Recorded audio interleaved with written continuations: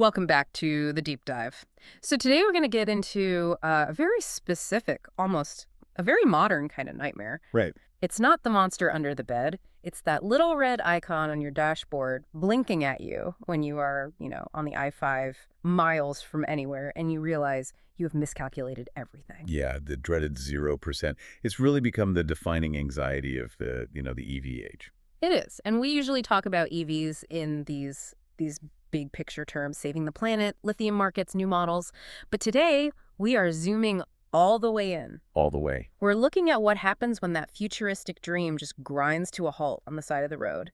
Specifically, a phenomenon in Sacramento where one particular car brand is popping up again and again. Right. So we're digging into the dead battery scenario, but not just as a hypothetical. We're looking at it through the lens of a local service provider, Sacramento Mobile EV Charging, that's identified a very clear trend. And what's that? They call it leading the dead battery saga. Mm-hmm. And the cars leading that saga, they're Teslas. You know, that phrase really stuck with me, leading the dead battery saga.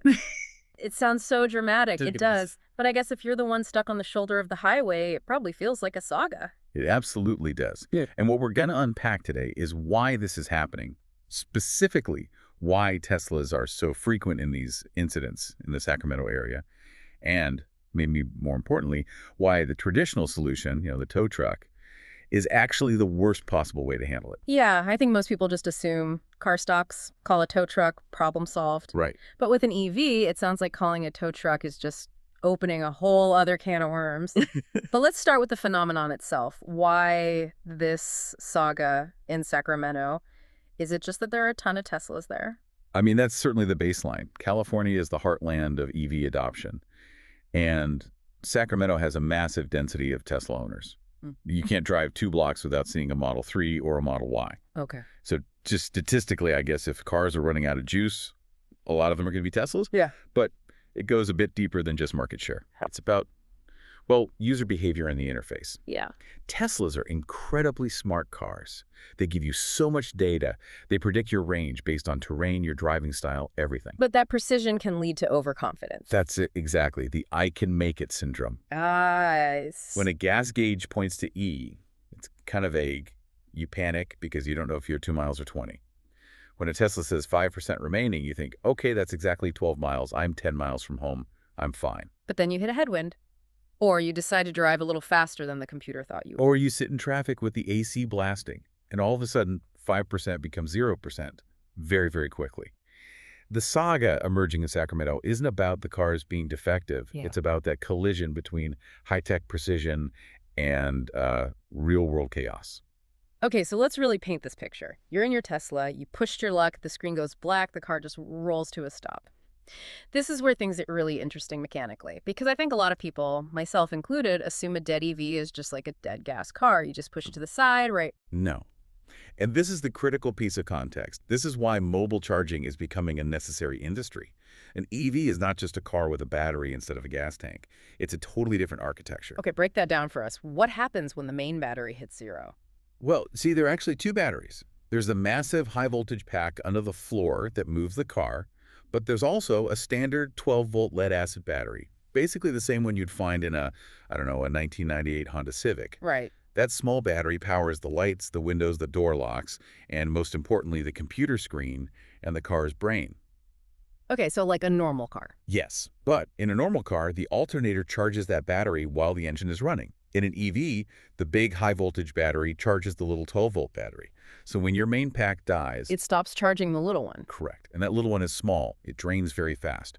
Once that 12-volt dies, the car is effectively bricked.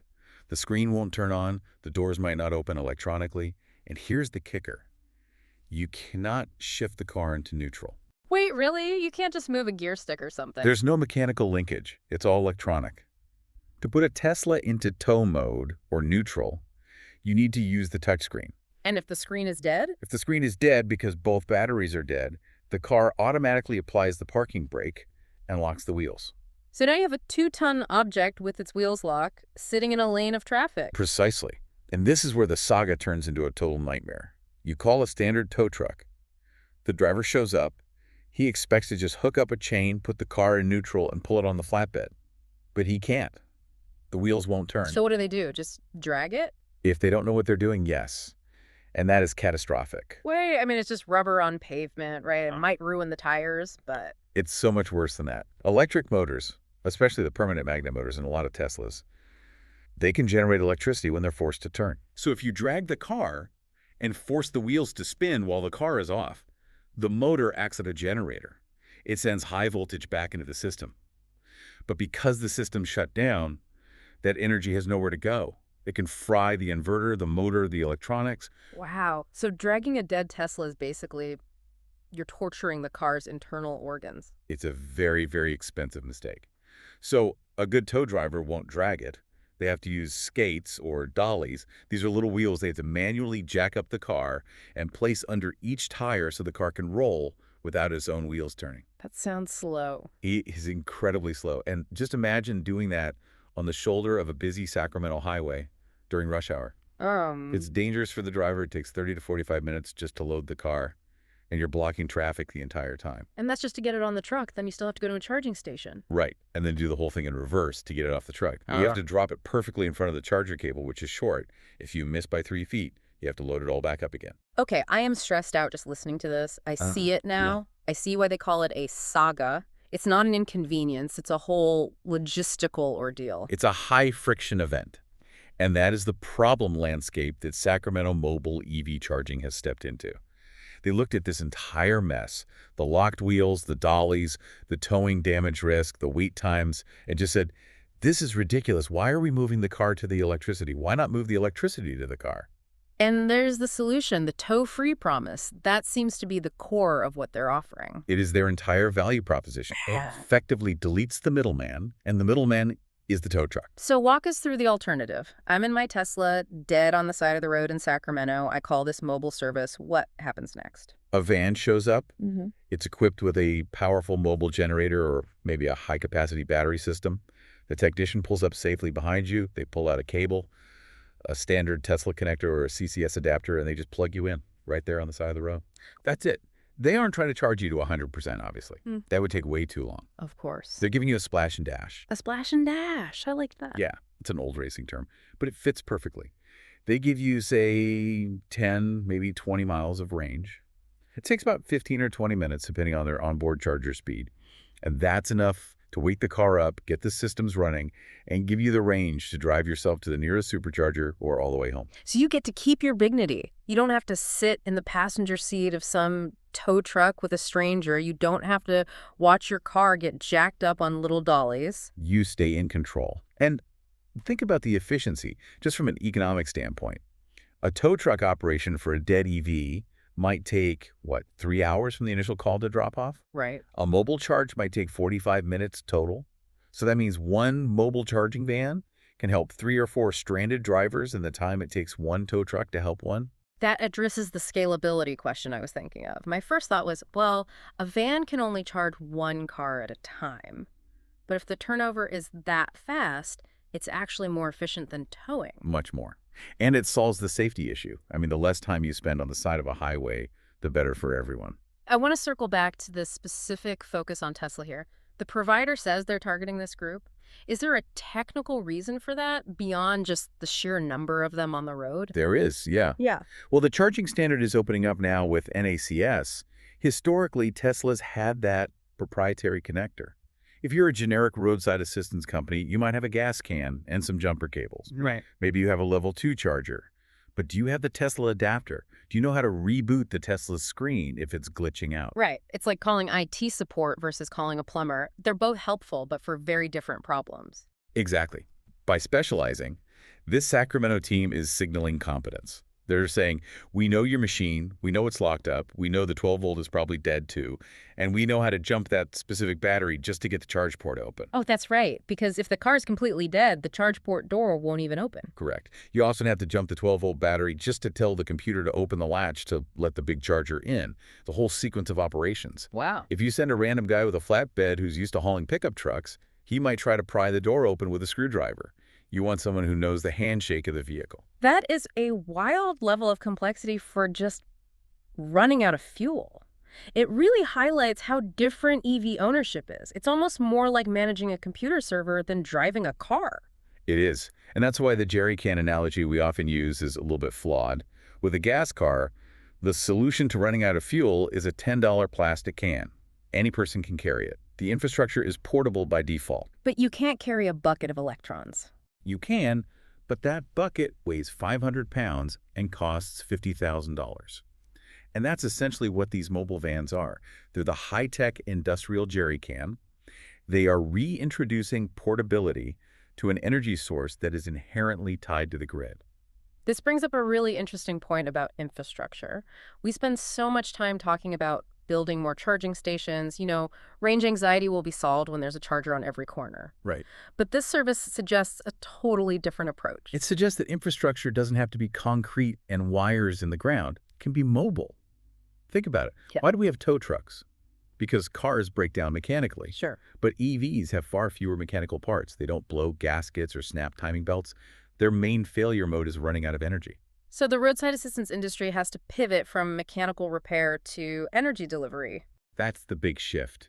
The dead battery saga is just the growing pain of that transition. Right now in Sacramento, we're seeing the early adopters of this service model. They're filling the gap between the static infrastructure, the superchargers, and the user's error. And it seems like a necessary safety net, because no matter how many chargers you build, people are still going to push it. They're still going to try to make it that last 10 miles. Human nature doesn't change just because the engine does.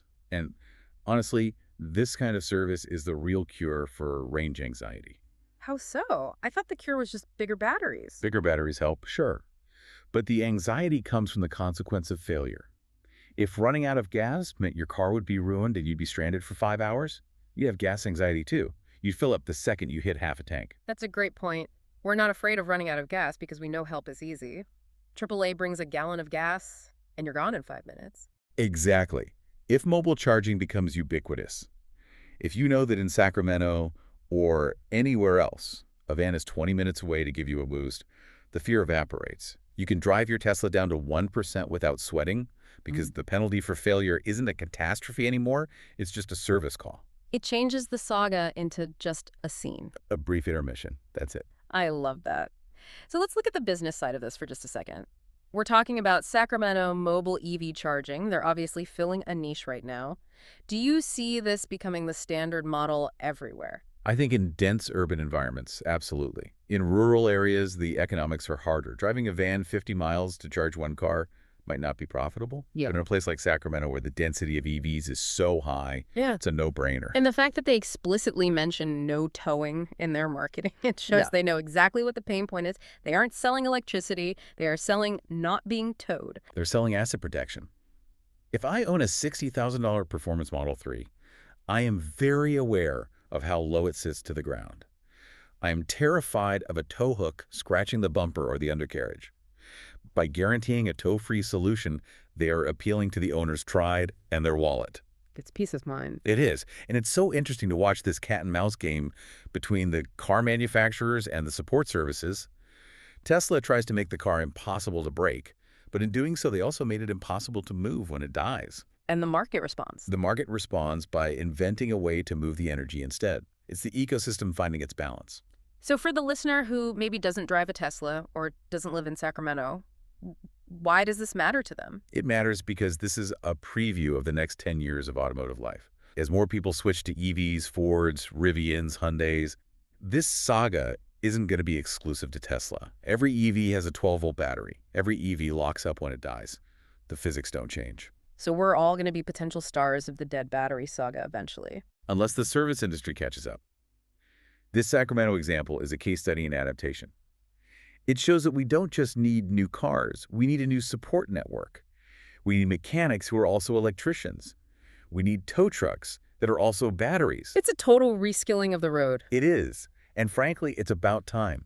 The model of drag the broken car to the shop is over 100 years old. It's crude.